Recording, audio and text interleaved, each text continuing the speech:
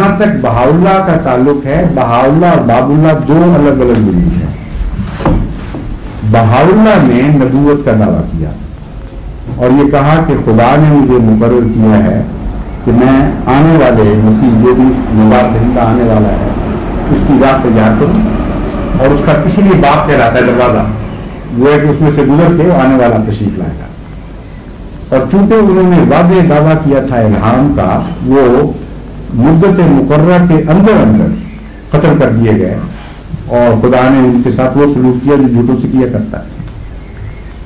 بہاؤلہ نے نبوت کا دعویٰ کیا ہی نہیں، نہ امامت مہدی ہونے کا دعویٰ، امام مہدی ہونے کا دعویٰ کیا ہے، بہاؤلہ نے خدا ہونے کا دعویٰ کیا ہے۔ اور جیل سے ہمارے پاس کتاب اقدس پڑھی ہوئی ہے، اکثر ملتی نہیں، میں اس کو دوبارہ چھپوا رہا ہوں اسی لیے کہ ہمارے مسلمان بھائیوں کو پتہ تو لگے کہ بھائیت کیا چیز ہے اور اہمیت کیا چیز ہے، زمین آسمان کا فرق ہے۔ بہاؤلہ صاحب نے معلومات کیجیے۔ ہاں بالکل ناراض، میں تو خوش ہوں، آپ بے شک پوچھے شوق سے۔ میں سمجھانا چاہتا ہوں اگر میرے بیان سے کوئی شعبہ بھی ایسا رہ گیا ہو جس میں غلط فہمی ہو تو آپ کا حق ہے، آپ پوچھیں، بلکہ جب پوچھیں گے تو مجھ پر احسان کریں گے، وہ ہو سکتا ہے آپ کی طرح کسی اور کے لیے بھی غلط فہمی پیدا ہوگی، وہ بھی حل ہو جائے گی ساتھ ہی۔ بہاؤلہ صاحب نے جیل سے جو عبارت لکھی جو ان کی کتاب اقدس میں لکھی موجود ہے وہ یہ ہے کہ دیکھو تم لوگ جو بندے ہو اور عام انسان ہو، آپ کو کوئی نہیں، اذان کے متعلق یہ خیال ہے کہ ہوتے ہی خاموش ہو جانا چاہیے، ضروری نہیں ہے، تلاوت کے متعلق ضروری ہے۔ قرآن کریم فرماتا ہے جب تلاوت کیا جائے تو ان سے تو خاموش ہو جائے گا، لیکن اذان کے متعلق کہیں ذکر نہیں ہے، اس لیے کاروبار جاری رہتے ہیں۔ ہمارے ملک میں تو بعض دفعہ 24 گھنٹے اذان ہونے لگ جاتی ہیں، کوئی خاموش ہوتا ہے جو رات لانے والی ہوتی ہے۔ ہاں تو سوال نہیں، یہ تو دین میں اتنا چلنا چاہیے جتنا خدا نے مکلف کیا ہے۔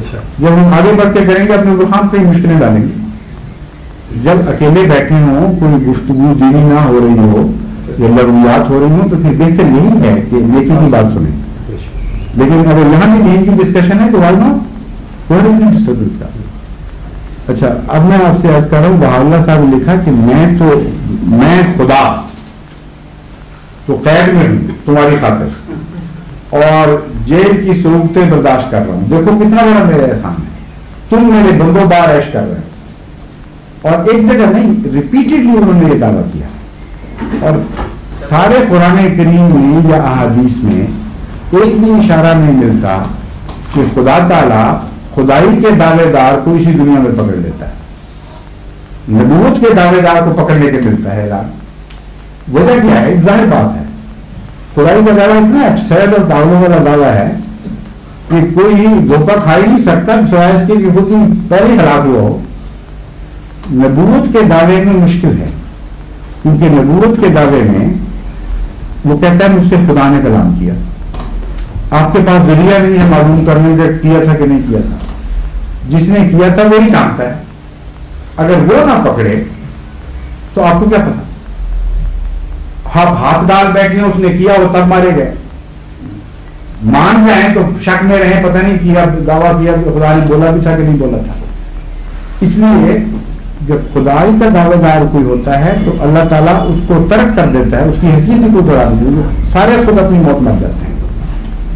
اور جتنے وہ مذاہب موجود ہیں جن کے بانیوں کے متعلق کہا جاتا ہے انہوں نے خدائی کا دعویٰ کیا تھا، قطعی طور پر ثابت ہے انہوں نے نہیں کیا تھا۔ جنہوں نے سچ مچ کیا ان کا وجود ہی نہیں رہا، خود ہی مل گئے۔ حضرت عیسیٰ نے کیا تھا دعویٰ؟ نہیں کیا، ان کو بنا لیا، اس لیے اس کا گناہ ان پر نہیں ہے، ان کا جو مذہب جاری ہے اس لیے جاری ہے کہ ان کا دعویٰ نبوت کا تھا اور خدا نے ان کو نہیں پکڑا۔ بہرحال یہ الگ مضمون ہے۔ جماعت احمدیہ کا ہرگز یہ ہے کہ بہائیت سے تو ہمارا دور کا بھی رشتہ نہیں، بلکہ بہائیت سے ہماری بحثیں چلتی ہیں، خود ہمارے بڑے بڑے مباحثے ان سے ہوتے ہیں۔ وہ یہ کہتے ہیں بھائی کہ نئی شریعت یا ان معنوں میں کہ قرآن کریم کی شریعت کا اکثر حصہ اب واجب العمل نہیں رہا، کیونکہ زمانہ بدل گیا، اس لیے نئے جدید تقاضے ہیں، نئے جدید تقاضوں کے مطابق بہاؤاللہ کہتا ہے اب میں شریعت میں تبدیلی کر رہا ہوں کیونکہ میں خدا ہوں، میرا حق ہے، اور میں تمہیں نئے تقاضوں کے مطابق لے کے آنا ہوں۔ نمازیں 3 کر دی اور بعض جگہ چھٹی دے دی، مہینوں کے نام بدل دیے، ان کے وقت بدل دیے، بعض فرائض اٹھا دیے، شادیوں کی 4 کی اجازت کی بجائے 2 مہینیاں کر دی، عجیب و غریب ہے، پردہ اٹھا دیا، اور بہت سارے دخل اندازی کی۔ بہاؤاللہ نے تو پورا شریعت اسلامیہ کا حلیہ بگاڑ دیا، نسخ کر دیا، اور دعویٰ یہ کیا کہ جدید تقاضے اس کا مجبور کرتے ہیں۔ ہم تو اللہ تعالیٰ کے فضل سے بہائیوں کے خلاف بھی ساری امت مسلمہ کی طرف سے دفاع کا حق ادا کر رہے ہیں، اس لیے ہمیں ان کے ساتھ بھی کب بیٹھ کریں۔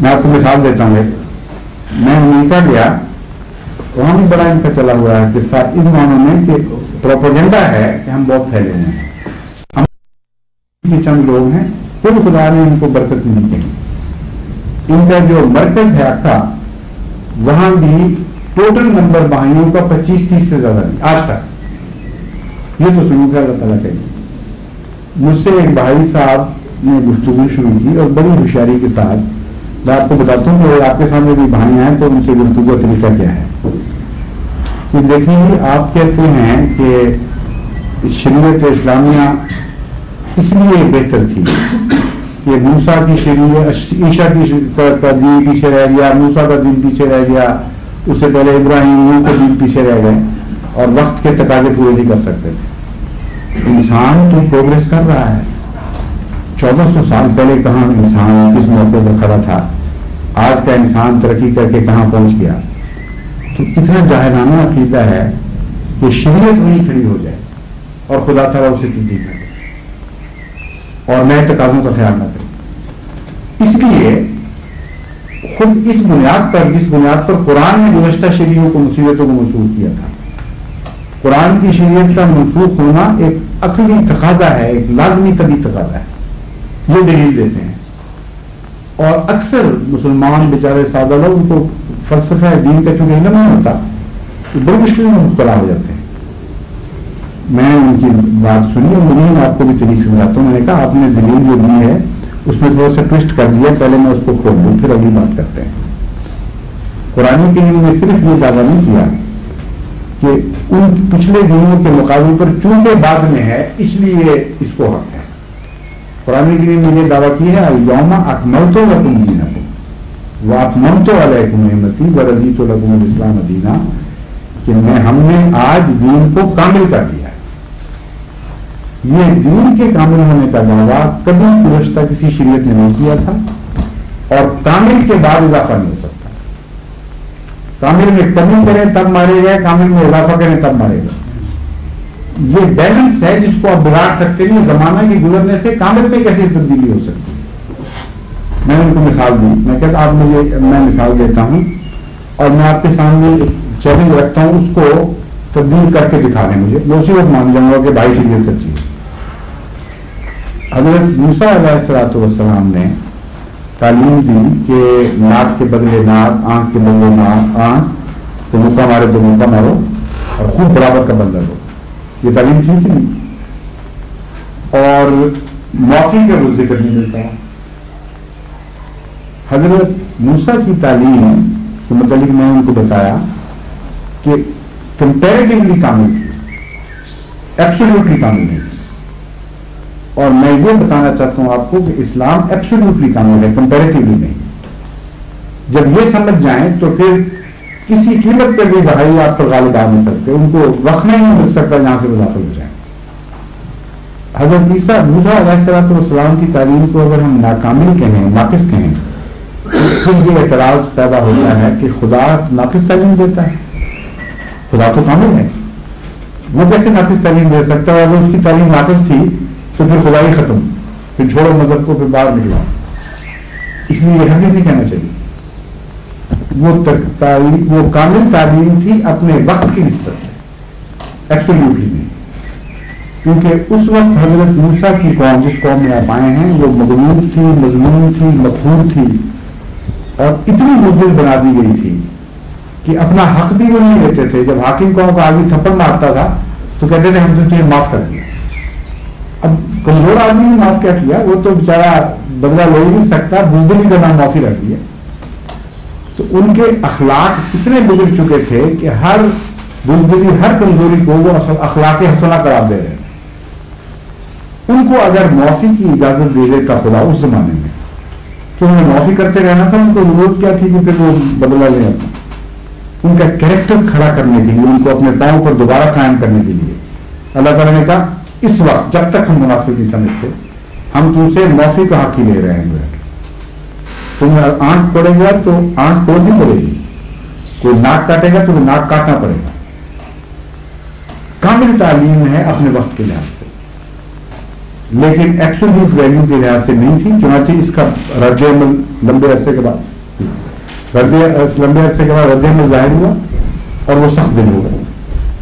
قرآن کریم فرماتا ہے کہ کچھ عرصے کے بعد ان کے دل پتھر ہو گئے, چٹانوں کی طرح سخت ہو گئے, اتنے ظالم ہو گئے کہ عفو کے نام سے ناآشنا حضرت عیسیٰ علیہ الصلوۃ والسلام ایک معصوم انسان, نہایت ہی پیاری شخصیت, محبت کرنے والی, رحم کی تعلیم دینے والی, ان کے دل ٹھنڈے نہیں ہوتے تھے جب تو سولی کرے جائیں.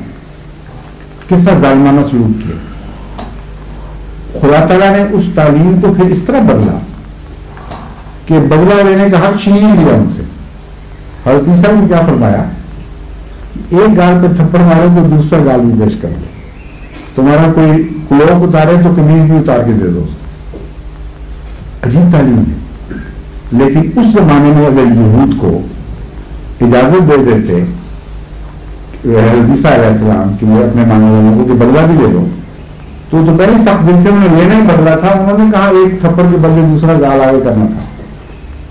اس لیے اس زمانے میں اس کانٹیکسٹ میں یہ کامل تعلیم تھی, لیکن ایبسولوٹ نہیں. میں نے ان بھائی صاحب سے, ان کے اسکالر سے عرض کی کہ اب میں اسلام پر آتا ہوں. 600 سال کے بعد اسلام, 610 سال کے بعد حضرت عیسیٰ علیہ السلام کا اسلام ظاہر ہوتا ہے. حضرت صلی اللہ علیہ وآلہ وسلم کو خدا تعالیٰ یہ تعلیم دیتا ہے کہ اگر کوئی ظلم کرتا ہے تو انسان کا حق ہے کہ مقابل پر اپنا بدلہ اتارے, مگر جتنا ظلم کیا ہے اتنا ہی ٹھہرے, اس سے 1 انچ بھی آگے بڑھنے کی اجازت نہیں. پہلا حصہ تعلیم کا.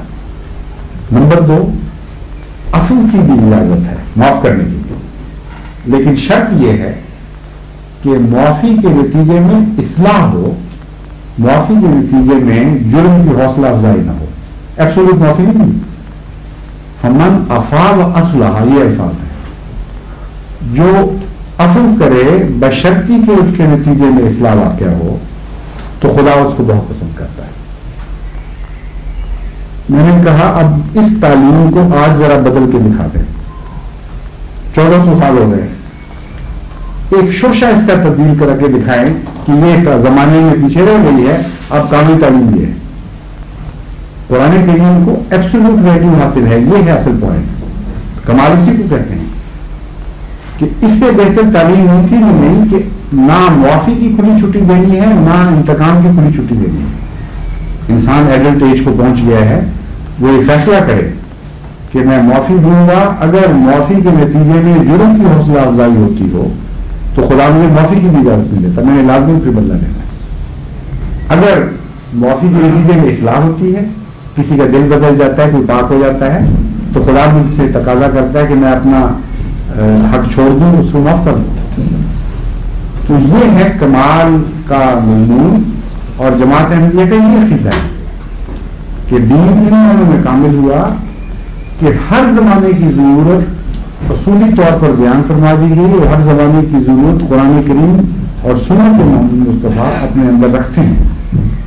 اس لیے ہماری مثال تو ایسے دوسرے لوگوں سے ہو نہیں سکتی. کون سا دن ویسے پرورت کریے. جی آپ کچھ فرمانا چاہتے تھے یا ویسے تھک گئے تو بیٹھے ہوئے؟ میں کہہ رہا تھا کہ اذان ہو گئی, نماز. اچھا ہاں وقت ہو گیا. اچھا معاف کرنا, میں دیکھا جزاک اللہ ایگزیکٹ 8:30 نماز ہوتی ہے. شکریہ آپ نے بتا دیا. اچھا جی جزاک اللہ, آپ نے بہت تشریف فرمائی. آج ہم نے اصل میں سوال جواب کی مجلس نہیں رکھی تھی نا, میں نے کہا میں کچھ باتیں اپنی طور پر عرض کر دیتا ہوں, پھر آپ جب چاہیں جس طرح کہیں. جزاک اللہ, شکریہ.